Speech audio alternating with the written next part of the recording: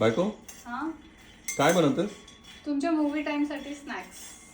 ओ homemade snacks. Yes.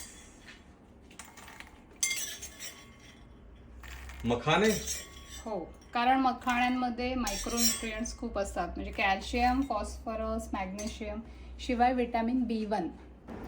Actually मखाणे आहेत ना, तर हे वेट मॅनेजमेंटसाठी पण खूप चांगले आहेत, म्हणजे लो कॅलरी आहेत आणि बीपीसाठी पण चांगले आहेत, कारण की सोडियम कमी असतं आणि पोटॅशियम जास्ती असतं.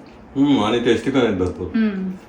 पण हे झालं मॉडर्न सायन्स. हां तुमच्या आयुर्वेदामध्ये काय लिहिलेलं आहे याच्यामध्ये? हां, तर आयुर्वेदामध्ये मखाणे हे शीतगुणाचे आहेत, म्हणजे थंड आहेत, शिवाय मधुर आहेत.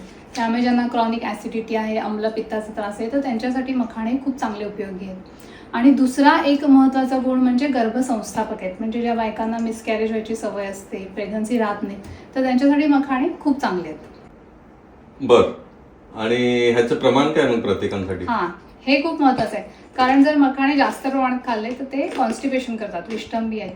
त्यामुळे प्रेग्नंट बायकांनी शक्यतो त्यांच्या डायटिशियनला किंवा गायनेकोलॉजिस्टला कन्सल्ट करायचं आणि मग रोज किती खायचे किंवा किती दिवसांनी खायचे हे विचारून घ्यायचं. ओके.